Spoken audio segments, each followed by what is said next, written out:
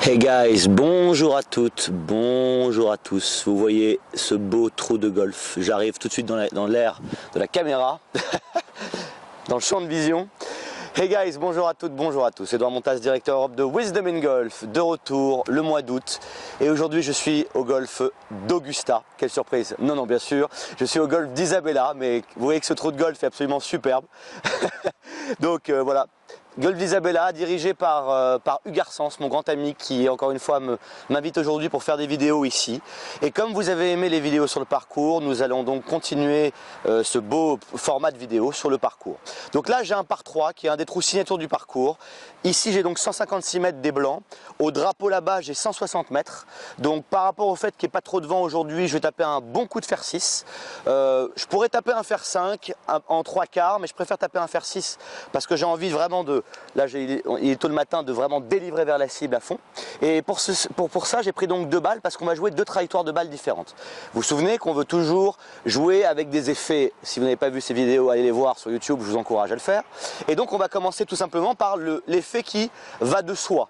C'est-à-dire que là, si je me décale, vous avez le drapeau qui est au bout là-bas, collé à gauche sur le green, et j'ai de la place partie droite du drapeau pour travailler. Donc, le premier coup que je vais taper est donc un draw. Donc, je me mets ici, je pose ma balle. Je prends un point intermédiaire qui me guide vers le drapeau qui est là-bas. Donc on y va. Voilà. Mon petit point intermédiaire est là. Et donc maintenant on rentre dans la routine du shot qu'on veut jouer. On fait des beaux perpétuels.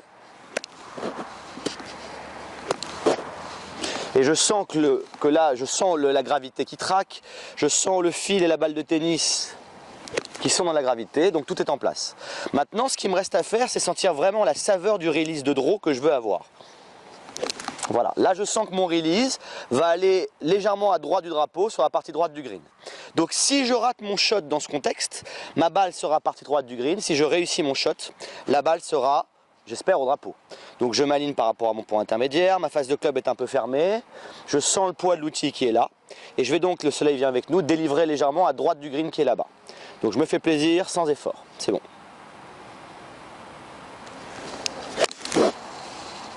Ok, premier shot de la journée. Donc, elle a un peu overhooké, elle est dans le petit bunker de gauche, donc on aura une sortie de bunker. Oui, j'ai senti que j'avais délivré vers là-bas, mais j'ai senti que j'ai perdu un petit peu mon équilibre. C'est pas grave, on va jouer ce shot, le golf commence quand un coup est raté, au premier coup raté. Donc maintenant, on va mettre la balle ici pour taper un beau fade. Donc je prends encore mon point intermédiaire. Cette fois-ci, je vais la faire sortir sur le bunker de gauche et revenir sur le drapeau qui est là-bas. Donc c'est 2 manières de faire le job. Évidemment la deuxième est plus risquée que la première, mais si vous arrivez sur un shot et que vous sentez une trajectoire, même si ce n'est pas la trajectoire la plus sécure, il faut faire ce que vous voyez, ce que vous sentez. Donc j'y vais. Je sens le poids de l'outil, je sens mon release au-dessus du bunker de gauche. J'ai mon bunker en tête et je release vers là-bas. Bunker dans la tête. Et voilà le shot. Parfait, vous voyez mon équilibre à la fin. Formidable. Donc là elle est peut-être 3 mètres à droite du drapeau, je suis toujours en équilibre, je pourrais refaire un perpétuel. Vous avez vu le beau divot qui est parti là-bas qu'on va s'empresser de remettre. Et on va voir donc ces 2 balles. Première balle dans le bunker avec mon draw un peu raté et mon petit fade, on va essayer de faire un beau birdie. A tout de suite. Une belle perspective de l'arrivée du trou, donc regardez le bel étang qui est là-bas. Et donc on va aller voir mon deuxième coup de fer qui était là-bas, donc mon fade dont je vous ai parlé, qui est là. Vous voyez que les greens sont super bien entretenus, donc je suis très content de vous montrer ça aujourd'hui, un beau mois d'août, très au calme. Donc là, on va relever ce beau divot qui est là, la balle est tombée ici sur mon coup en fade, et donc mon draw qui a overhooké, comme je vous disais, qui est overcooked, comme dirait Sean, surcuit, qui est tombé pen high, donc ça veut dire hauteur de drapeau, et qui se trouve dans le bunker ici. Donc on va tout de suite jouer ces shots et voir un peu ce qu'on peut faire avec ça. Alors voilà, donc ma balle se trouve donc ici. Donc, dès qu'on rentre dans le sable, vous pouvez observer tout de suite que le sable est vraiment meuble. Donc, ce qu'on veut vraiment ressentir, désolé d'être un petit peu loin, mais c'est parce que je veux que vous voyez le drapeau quand la balle va sortir. Et le sable va sortir. Le sable, il faut un entraînement évidemment dans le sable assez souvent pour pouvoir savoir comment un sable va réagir. Mais là, je sens que c'est plutôt poudreux. Donc, je sens qu'il va vraiment falloir que je jette le sable vers ma cible jusqu'à la fin. On se souvient, je viens vers vous 2 secondes, que le rôle de l'outil, d'accord, c'est vraiment, si je le pose sur ma main ici, j'espère que vous le voyez, donc je ne mets pas la face à plat dans un bunker, je l'ouvre légèrement pour pouvoir annihiler la lame et mettre en avant ce qu'on appelle le rebond du club. Donc en fait, je veux sentir que cette partie du club, comme un angle de main ici, si je projetais de l'eau vers vous, va pouvoir projeter du sable vers là-bas. Donc votre job n'est pas de sortir la balle d'un bunker, votre job est surtout de vraiment sentir que vous projetez du sable vers la cible. Donc maintenant, je vois mon image, je vois la balle sortir, le sable sortir et arriver 2 mètres avant le drapeau pour que la balle arrive tranquillement et s'arrête au drapeau. Donc j'ai une image, j'ouvre ma face de club d'une trentaine, quarantaine de degrés. Je sens encore une fois que mon poids est contre le côté gauche et je sens que je peux faire sable en premier et balle ensuite. Si j'étais trop haut ici, je n'aurais que le haut de la balle ou de l'air, le haut de la balle, l'équateur de la balle, le sable. Donc je surélève le club évidemment, mais je sens que je vais envoyer du sable. La balle n'est qu'un gros grain de sable pour moi. Donc maintenant j'envoie le sable vers ma cible, c'est parti. Très content de ce shot. Waouh. Vous me portez bonheur les amis. Alors, on ratisse évidemment. Maintenant, je me suis mis à quelques... Je dois être à 1 mètre, peut-être 1,50 m. On va aller voir ça tout de suite ensemble. Formidable. Donc on remonte, vous allez voir maintenant les 2 balles. Et on va voir ce qu'on peut faire comme putt. Donc j'ai évidemment mon putter qui est déjà posé par terre, la balle de droite et donc la balle du coup de fer en fade, la balle de gauche et la sortie de bunker que je viens de faire. On va voir ce qu'on peut faire avec ça. J'ai donc enlevé le drapeau. Alors, donc si on regarde bien ce putt de votre vision à vous, on voit que c'est un léger intérieur droite-gauche. Donc je vois la balle démarrer par là, par là, par là, par là, et rentrer dans cette partie du trou ici. Voilà. Donc plus vous visualisez ce que vous voulez, la fin de trajectoire, ça c'est très important. Plus vous voyez la balle rentrer dans le trou, puis ressortir pour arriver à là où la balle se trouve, plus vous voyez ce chemin, plus votre cerveau va pouvoir naturellement vous placer pour faire le putt que vous voulez faire. On se souvient encore une fois, Sean vient de faire plein de vidéos là-dessus, votre cerveau réagit à des commandes externes de focus. Si vous avez des doutes dans votre golf aujourd'hui, c'est que vous essayez de vous manipuler physiquement. Donnez plutôt une tâche externe au cerveau, rentrez la balle dans le trou, couper de l'herbe, jeter le club, viser une cible, ça c'est externe. Mon poignet, mon bras gauche, mon bras droit tendu, ça c'est interne. C'est vous qui vous manipulez et c'est contre le corps humain. Donc on va visualiser ce qu'on veut voir arriver. Donc je la vois rentrer intérieur droit. Il y a des putts où vous arrivez, vous voyez très vite ce que vous voulez faire. Je me mets en place, je sens la gravité qui va là-bas. Je me pose. Et souvenez-vous, maintenant c'est hors de mon contrôle. Donc je laisse faire la gravité dans cette zone. Je le sentais avant de le putter, donc c'est très bien, très content de ce putt. Et maintenant on va aller putter donc ce merveilleux putt pour birdie. Donc on a quand même fait une belle sortie de bunker putt, superbe. On va voir le putt pour birdie. Ok, maintenant deuxième putt. Alors, très drôle ce que je viens de dire comme phrase parce que je vous ai dit putt pour birdie. Est-ce que c'est une bonne phrase ou une mauvaise phrase? Donc là j'ai déjà donné l'information à mon cerveau que ce putt avait de l'importance, plus d'importance que celui d'avant, ce qui est une erreur de ma part. Ce n'est pas un putt pour birdie, c'est un putt de plus à jouer, d'accord? Si vous puttez en pensant score, ce qui a été longtemps mon cas, vous allez devenir comptable sur un parcours de golf et vous n'êtes plus un joueur de golf.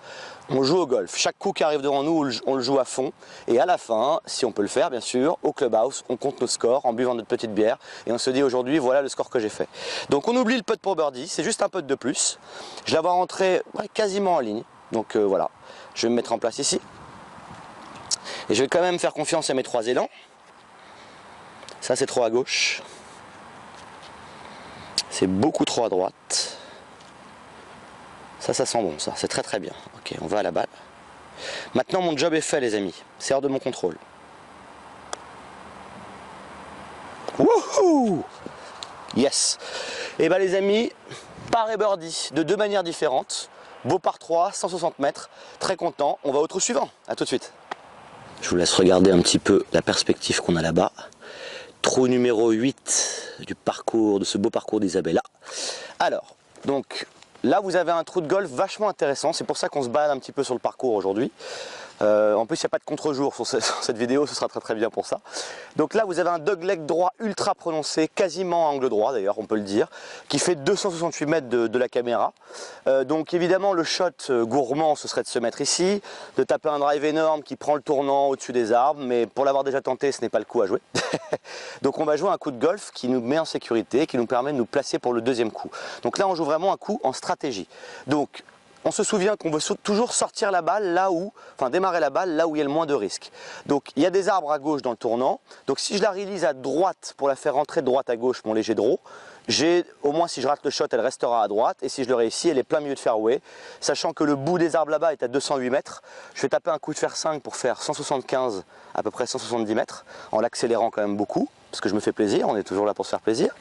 Et donc on va se mettre en place. Donc là je vais me mettre ici, partie donc gauche du départ pour m'ouvrir le trou, et je vais prendre un beau point intermédiaire qui me guide vers ma cible finale, qui est l'arbre du fond là-bas, qui est à 208 mètres, parfait.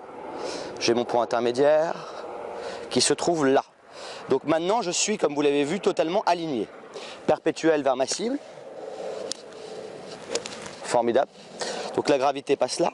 Je préferme la face de club. J'avance la structure, un peu derrière la balle. Et là je sens que je peux réaliser là où je veux que la balle sorte. C'est ce qu'on veut. Donc maintenant mon job est fait. Je vois là où je veux que la balle démarre, légèrement à droite de mon point intermédiaire. Et je swing dans cette direction. C'est parti. J'espère que vous la voyez. Waouh. Et vous voyez quand même, c'est drôle. J'ai quand même frôlé une branche d'arbre, mais là je suis plein fairway. Mais c'était le shot que je voulais faire encore. Mes draws aujourd'hui ont une tendance à un tout petit peu, vous voyez, prendre un peu trop d'effet à la fin. Mais je joue à fond et je vais voir au fil du parcours comment sentir un release plus prononcé et sentir que je reste encore plus avec ma cible de départ. Mais je suis très content de ce shot.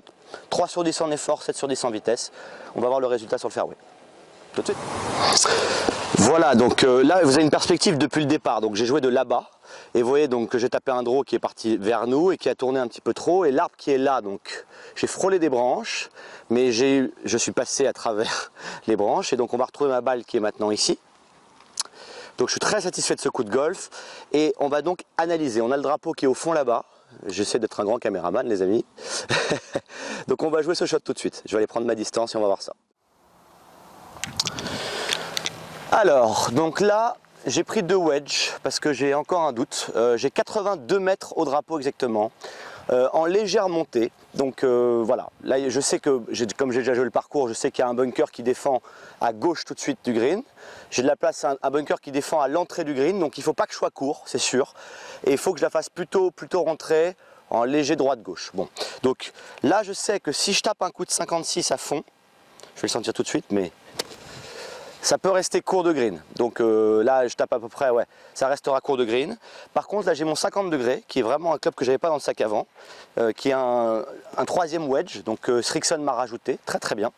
Et donc on va regarder le shot qu'on veut jouer. Donc une chose à préciser par rapport à l'énergie qu'on veut mettre dans le shot, c'est important ce que je vais vous dire maintenant parce que je le demande à tous mes élèves.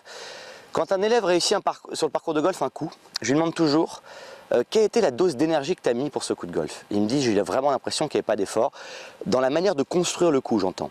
Donc si pour vous aujourd'hui, on est tous passés par là dans le golf, vous essayez pour bien jouer au golf d'être sûr de tout maîtriser, c'est-à-dire, ok, ma posture, mon alignement, précisément ici, la tête, les mains, les pieds, ma cible, pour bien faire comme ce que je vous explique, vous n'êtes plus dans le lâcher prise. Alors quand on parle de lâcher prise, pour pas être dans l'abstrait, c'est vraiment vous dire, je suis en place, je sens le poids de l'outil, et maintenant mon seul focus c'est de délivrer coûte que coûte vers la cible que j'ai choisie, avec de la vélocité et peu d'effort.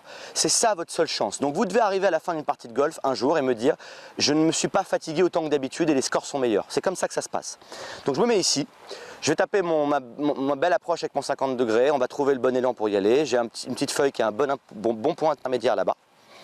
Et c'est parti. Donc je sens évidemment que cet élan-là, ce sera beaucoup trop court. Je sens que cet élan-là, ça me paraît bon quoi. C'est-à-dire que c'est pas un demi-coup justement, c'est pas là. C'est vraiment un plein coup de 50 degrés. Mon cerveau me dit qu'il faut taper un plein shot avec ce club. Ok, donc je fais confiance à mon cerveau et j'avance la structure. Donc maintenant, on sent le poids de l'outil et je veux sentir, pour être en équilibre en montée, souvenez-vous, que la gravité va donc me tirer dans la descente, donc intérieur de la jambe droite ici, et je veux sentir que jusqu'à la fin de mon release, je garde mon pied droit au sol totalement pour ne pas perdre mon équilibre. D'accord? Donc de face, ça devrait donner quelque chose comme ça. Voilà. On verra sur d'autres vidéos les balles plus basses, balles plus hautes, il y a beaucoup de choses à savoir là-dessus. Mais en tout cas, en ce qui concerne ce shot, c'est comme ça que je veux le jouer. On y va. Mon point intermédiaire. J'envisage un beau release un peu à droite de ça. Et on se fait plaisir. C'est parti. J'ai mon image. Elle est partie comme je voulais. Allez, c'est s'échappe un peu à droite. Ah, j'ai entendu un drôle de bruit. Oui, j'ai réalisé vers là-bas. Malgré, vous savez que j'ai levé un peu le pied droit à la fin, petite perte d'équilibre, mais c'était pas mal. Et elle s'est un peu échappée à droite. Donc on va voir le résultat là-bas tout de suite, le temps que je remette mon niveau. J'espère que cette vidéo vous a plu. Si c'est le cas, n'hésitez pas à vous abonner à ma chaîne pour recevoir en temps réel toutes mes dernières vidéos. A très bientôt pour la quête du swing du golf sans effort et pour progresser ensemble.